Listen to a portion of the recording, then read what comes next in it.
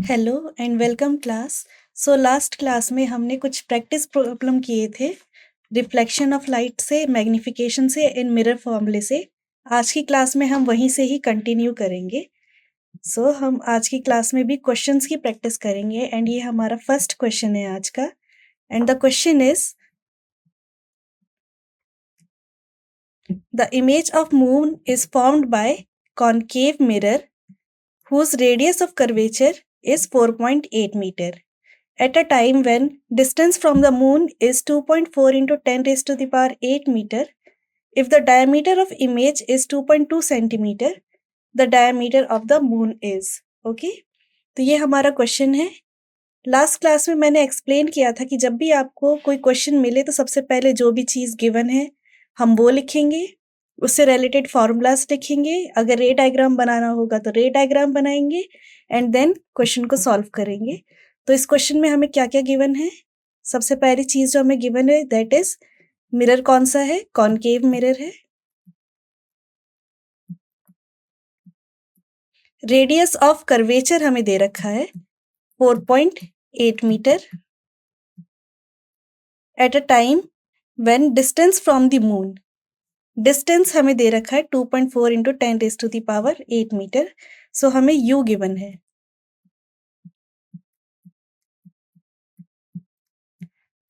अब हमें यू में साइन कन्वेंशन का यूज करना होगा, तो यहाँ पर यू पॉजिटिव होगा कि नेगेटिव? क्वेश्चन को अगर अच्छे से रीड करें तो हमारे पास एक कॉनकेव मिरर है एंड इससे डिस्टेंस पे मून रख यहाँ पर प्रेजेंट है। तो ये जो डिस्टेंस होगी ये पॉजिटिव होगी कि नेगेटिव होगी? एंड ये डिस्टेंस साइन कन्वेंशन के अकॉर्डिंग, बिकॉज ये मिरर के लेफ्ट हैंड साइड पर है, तो नेगेटिव होगी। If the diameter of the image का हमें डायमीटर दे रखा है दैट इज 2.2 सेंटीमीटर। इसको हम h1 से अभी रिप्रेजेंट कर दे रहे हैं 2.2 सेंटीमीटर। हमें diameter of the moon find करना है। हम इमेज को h2 से लिखते हैं एंड h1 हमें कैलकुलेट करना है। तो हमें सारी चीजें गिवन है, तब इस क्वेश्चन को सॉल्व कैसे करेंगे? हमें रेडियस ऑफ कर्वेचर गिवन है, डिस्टेंस गिवन है, हमें इमेज की हाइट गिवन है, हमें ऑब्जेक्ट की हाइट को कैलकुलेट करना है। सबसे पहले हमारे पास u गिवन है एंड मिरर फॉर्मूला क्या हुआ करता था? मिरर फॉर्मूला होता था 1/u plus 1/v equals to 1/f। हमें u गिवन है, f कैसे फाइंड आउट करेंगे? जब हमें रेडियस ऑफ कर्वेचर गिवन है तो हमने फॉर्मूला पढ़ा था कि रेडियस ऑफ कर्वेचर ट्वाइस होता है फोकल लेंथ की। रेडियस ऑफ कर्वेचर गिवन है तो हम फोकल लेंथ कैलकुलेट कर सकते हैं। यस, कैलकुलेट कर सकते हैं। एंड फोकल लेंथ कैलकुलेट करने के बाद हम क्या करेंगे? इस मिरर फॉर्मूले में सारी वैल्यूज को पुट करेंगे एंड इमेज डिस्टेंस को कैलकुलेट करेंगे। हम v को कैलकुलेट कर लेंगे। देन हमें मैग्निफिकेशन का फॉर्मूला पता है कि मैग्निफिकेशन का फॉर्मूला क्या होता था? -v by u equals to h2 by h1, image height divided by object height. ये मैग्निफिकेशन का फॉर्मूला होता था। तो हमारे पास v कैलकुलेटेड होगा, u हमें गिवन है, h2 हमें गिवन है, हमें h1 कैलकुलेट करना है। तो हम मैग्निफिकेशन की फॉर्मूले से h1 कैलकुलेट कर देंगे। क्वेश्चन आपको क्लियर होगा एंड कैसे इसे सॉल्व करना है, इसके स्टेप्स क्लियर होंगे। तो अब इसको हम सॉल्व करते हैं। Okay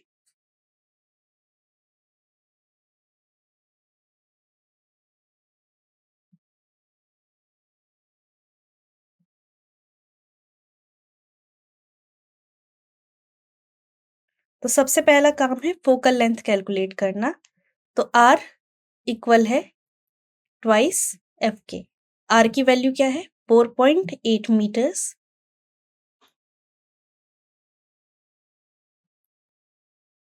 equals to 2 into f. तो फोकल लेंथ कितनी आ गई हमारी?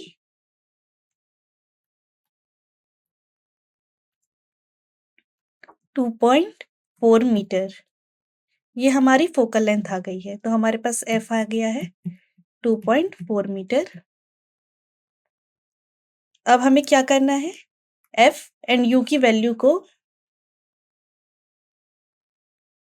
हमें मिरर फॉर्मूले में डालना है। 1/F equal to 1/B plus 1/U। Sign convention से फोकल लेंथ का साइन कन्वेंशन क्या होगा, क्या ये पॉजिटिव होगी कि नेगेटिव होगी? रे डायग्राम से देखो।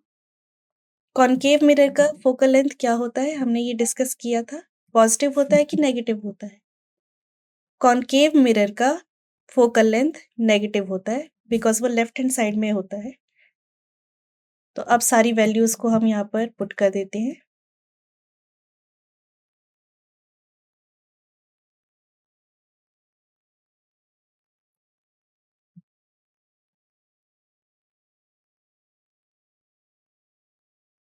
यहाँ से हम V की वैल्यू कैलकुलेट कर लेंगे एंड मिरर फॉर्मूले से हम H1 को कैलकुलेट कर लेंगे। सो इस क्वेश्चन का फाइनल आंसर क्या होगा?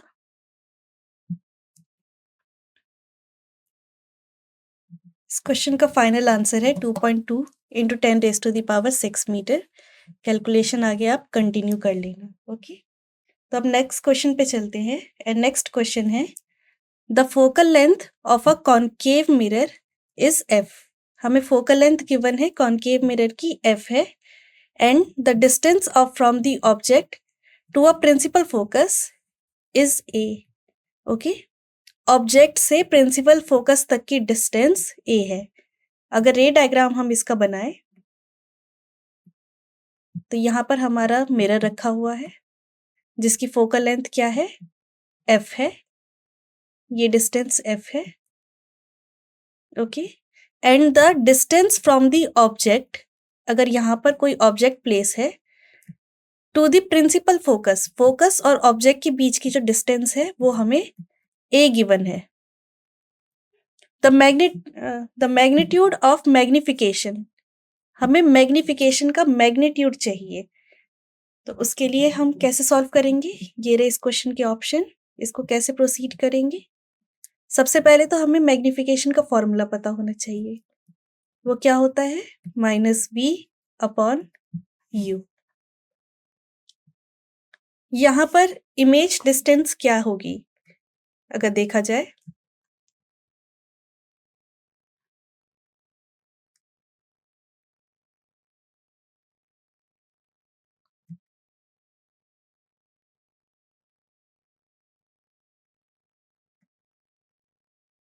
रे डायग्राम से अगर आप देखो तो यहाँ पर इमेज ऑब्जेक्ट डिस्टेंस कितनी होगी टोटल,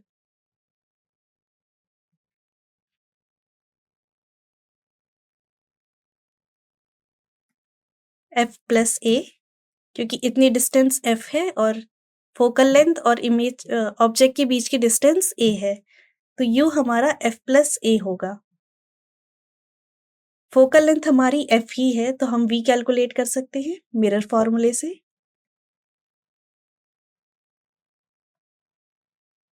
साइन कन्वेंशन का हम यूज करेंगे, तो 1/-F equals to 1/V minus 1/F+A। इसको सिंप्लीफाई करते हैं ताकि V कैलकुलेट कर ले।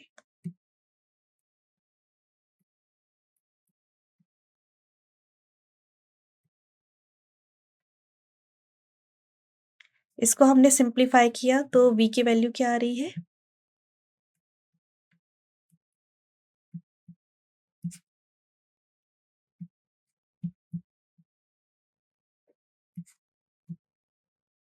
ये 1/V की वैल्यू है। सो V क्या हो जाएगा, मैं यहाँ पर लिख देती हूँ। V हमारा आ रहा है F into F+A divided by -A। अब हमें मैग्निफिकेशन फाइंड करना है एंड मैग्निफिकेशन होता है -V/U। तो यहाँ पर हम V की वैल्यू जो हम कैलकुलेट करके लाए हैं एंड U की वैल्यू जो गिवन है उसकी वैल्यूज डाल देते हैं। तो F into F+A divided by A divided by F+A with a negative sign. तो मैग्निफिकेशन हमारा आ गया है इस चीज़ को मैं इरेज़ कर देती हूँ। अब इसकी हमें ज़रूरत नहीं है, हमने कैलकुलेट कर चुके हैं।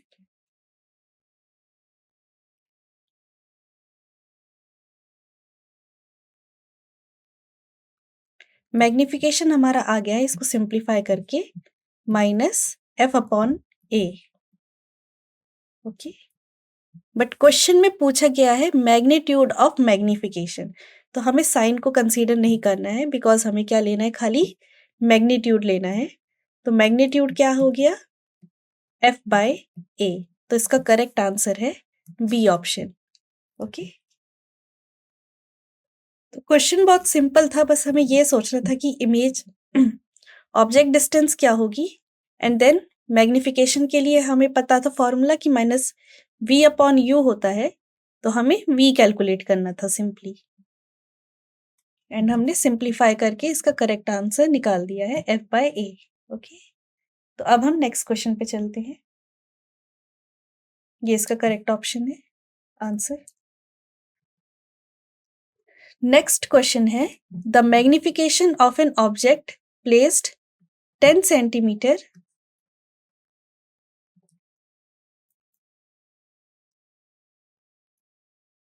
From a convex mirror. ये हमारा फर्स्ट क्वेश्चन आया है कॉन्वेक्स मिरर पे।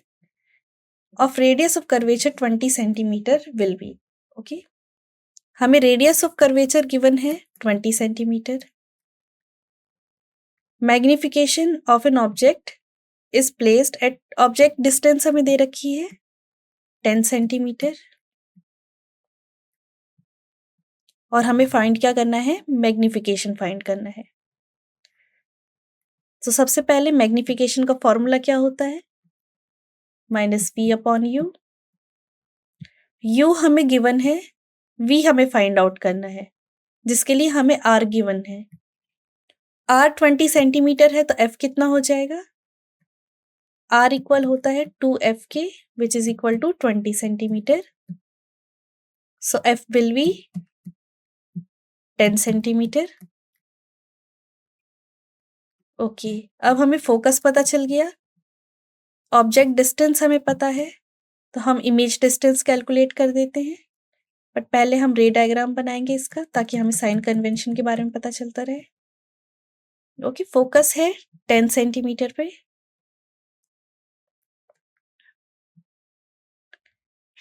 एंड वहीं पर ही क्या रख दिया है हमने, ऑब्जेक्ट अपना प्लेस कर दिए, फोकस पे ही अपना ऑब्जेक्ट प्लेस कर दिया है। तो रे डायग्राम जब हमने बनाया था, तब हमने इसकी बारे में बात किया था कि अगर फोकस पे ही ऑब्जेक्ट रख दिया जाए, तो इमेज कहाँ पर फॉर्म हो रही होगी। मिरर हमारा कॉन्वेक्स मिरर है, तो अगर फोकस पे ही ऑब्जेक्ट रख दिया जाए, क्योंकि यहाँ पर देख सकते हो object distance and focus same he point पे है, तो इमेज कहाँ पर फॉर्म होगी,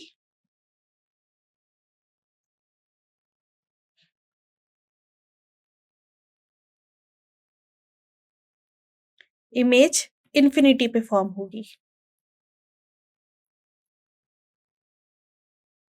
okay, and because image infinity पे फॉर्म होगी, ये हम कैलकुलेट करके भी अभी दिखाएंगे कि इमेज कहाँ फॉर्म हो रही होगी, इन्फिनिटी पे फॉर्म हो रही होगी, पर रे डायग्राम से हमें बिना कैलकुलेशन की ही पता चल गया। कैलकुलेट करके भी हम देख लेते हैं। मिरर फॉर्मूला यूज करते हैं, 1/f equal to 1/v plus 1/u। Focus 10 centimetre, v हमें कैलकुलेट करना है, एंड इमेज भी 10 सेंटीमीटर पे रखा है, तो ये कैंसिल हो गया। 0 इक्वल टू 1/v या v equal to infinity.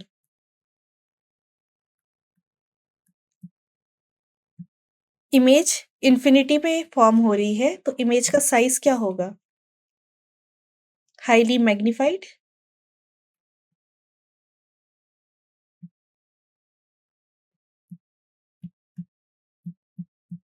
And अगर हम मैग्निफिकेशन का फॉर्मूला भी लगाए, जो कि -v/u होता है, अगर v इन्फिनिटी है, ये इन्फिनिटी का सिंबल होता है, एंड u 10 सेंटीमीटर है, तो मैग्निफिकेशन क्या हो जाएगी, मैग्निफिकेशन भी इन्फिनिटी हो जाएगी।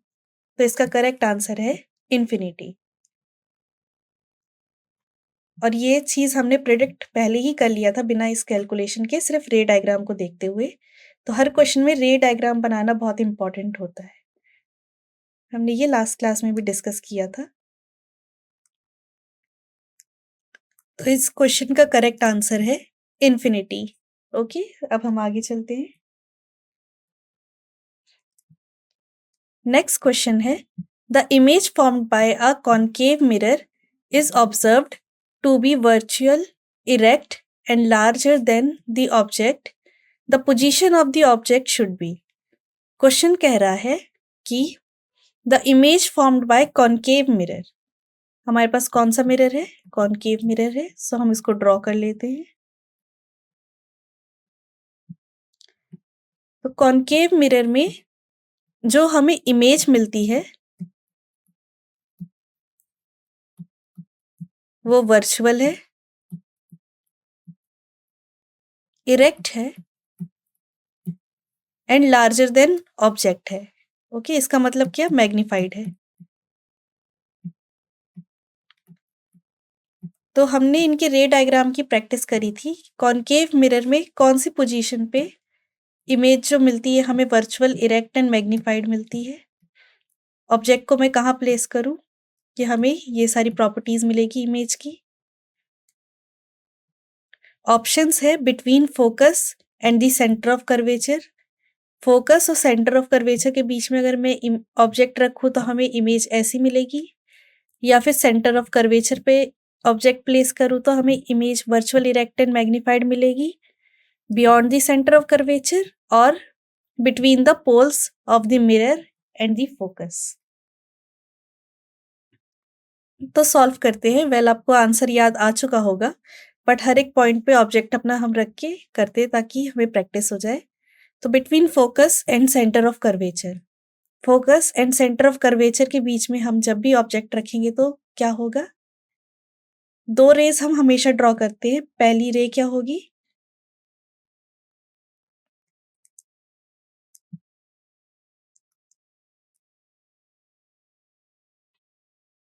पहली ray parallel to principal axis होगी एंड वो कहाँ से पास हो रही होगी? फोकस से पास हो रही होगी।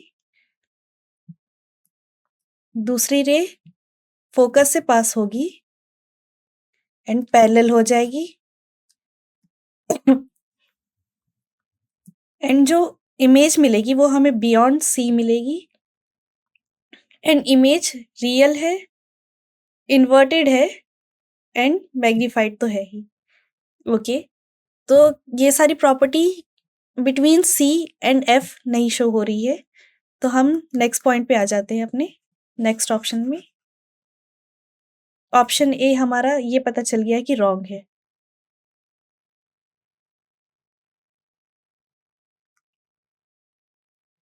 ऑप्शन बी क्या है? At the centre of curvature. तो अब ये भी कर लेते हैं। ऑब्जेक्ट को हम प्लेस कर देते हैं at the centre of curvature. तो अगेन पहली रे जो हम ड्रॉ करेंगे वो पैरेलल टू प्रिंसिपल एक्सिस होगी एंड वो पास हो रही होगी फोकस से। दूसरी रे जो हम ड्रॉ करेंगे वो फोकस से पास होगी एंड देन पैरेलल हो जाएगी प्रिंसिपल एक्सिस के। एंड जो हमें फाइनल इमेज मिलेगी वो बिल्कुल उसी पोजीशन पे मिलेगी जहां पर ऑब्जेक्ट रखा हुआ था। कौन से पॉइंट पे? सेंटर ऑफ कर्वेचर पे। इस इमेज की क्या प्रॉपर्टी होती है? ये इमेज रियल है, इन्वर्टेड है एंड सेम साइज है। तो अगेन ये सारी प्रॉपर्टी फुलफिल नहीं हो रही है, तो बी ऑप्शन भी गलत है। अब हम सी ऑप्शन पे आ जाते हैं। अब सी ऑप्शन को चेक करते हैं।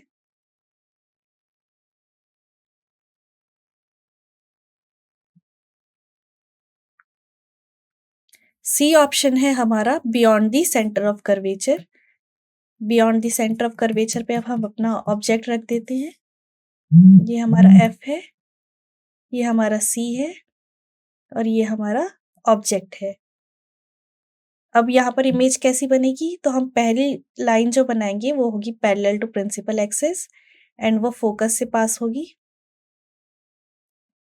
दूसरी लाइन हम फोकस से पास कराएंगे एंड वो पैरेलल हो जाएगी प्रिंसिपल एक्सिस के एंड यहाँ पर कहीं हमें अपनी इमेज बनेगी। अब इस इमेज की क्या प्रॉपर्टी है?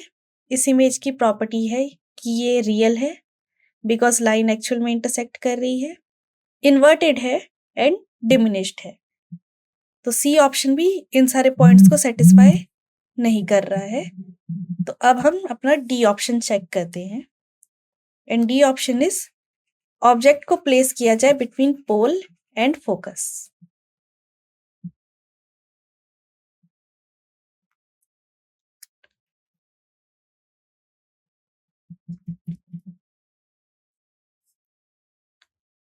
सो यहाँ पर हमारा फोकस है, ये हमारा पोल है एंड यहाँ पर हमने ऑब्जेक्ट को प्लेस कर दिया है। तो पहली लाइन जो होगी वो again parallel to principal axis, but वो पास कहाँ से होगी? आफ्टर रिफ्लेक्शन फोकस से। दूसरी लाइन जो हम ड्रॉ कर रहे हैं वो लाइन जा रही है पोल पे एंड वो क्या होगी? Angle of incidence angle of reflection के इक्वल हो जाएगा, तो वो इस तरीके से पास होगी। तो आप देख सकते हैं कि ये दोनों लाइन कभी इंटरसेक्ट नहीं करेगी बिकॉज ये एक दूसरे से दूर जा रही है। तो हमें फील होगा कि ये दोनों लाइन वर्चुअली मीट कर रही होगी मिरर के पीछे किसी पॉइंट पे। एंड इस इमेज की प्रॉपर्टी क्या होगी? बिकॉज लाइंस एक्चुअल में मीट नहीं कर रही है तो ये इमेज है वर्चुअल, सो वर्चुअल है ये। इमेज की डायरेक्शन एंड ऑब्जेक्ट की डायरेक्शन सेम ही है, तो ये इमेज है इरेक्ट। एंड देन आप देख सकते हैं रे डायग्राम से कि जो इमेज है वो है magnified. So option D is correct. Okay, तो इसका करेक्ट आंसर है option D, between the pole of the mirror and the focus. Okay, so correct answer है between the pole of the mirror and focus. Next question आगे पे अब हम चलते हैं एंड नेक्स्ट क्वेश्चन है the magnification produce by a concave mirror. Concave mirror जो magnification produce करता है उसकी प्रॉपर्टी क्या होती है?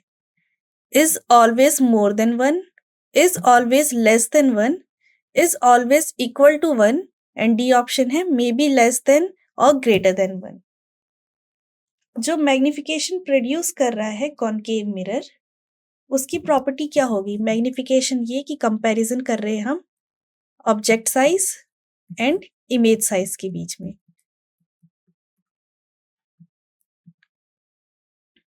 ऑप्शन ए कह रहा है is always more than one. Is always more than one का मतलब ये कि जितने भी हमने केसेस पढ़े हैं सब में इमेज साइज बड़ा होना चाहिए ऑब्जेक्ट साइज से। क्या ये ऑप्शन करेक्ट है?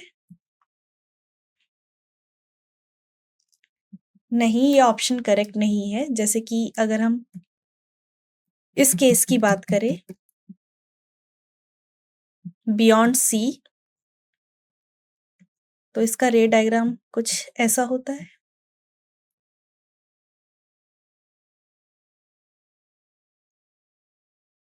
इमेज साइज छोटा होता है ऑब्जेक्ट के साइज से, तो ये केस प्रूव कर रहा है कि ऑप्शन ए गलत है।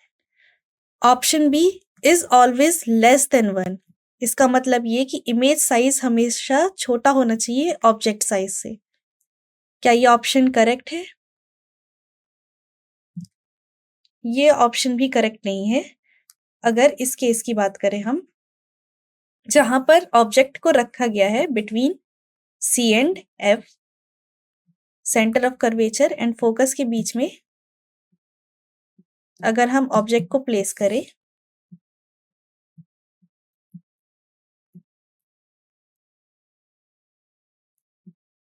तो ये पहली रे है एंड ये सेकेंड रे है।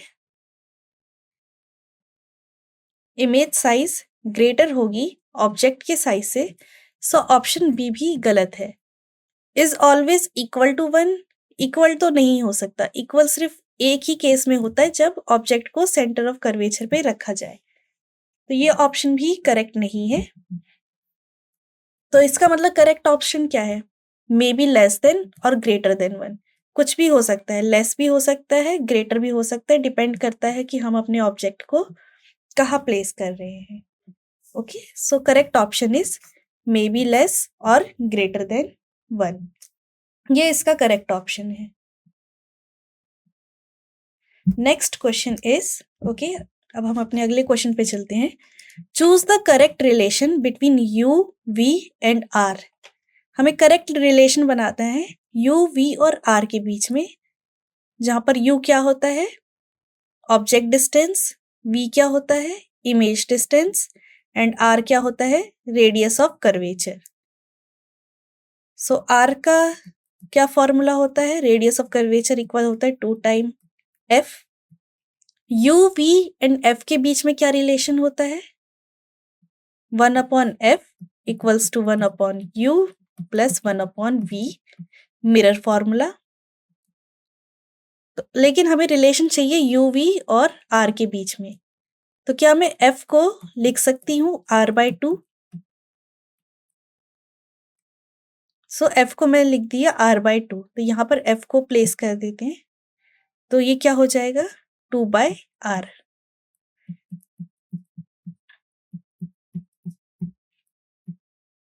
अब बस हमें इस इक्वेशन को सिंप्लीफाई करके r की वैल्यू निकालनी है.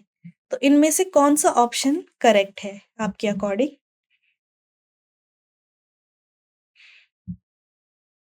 सो सिंप्लीफाई करते हैं.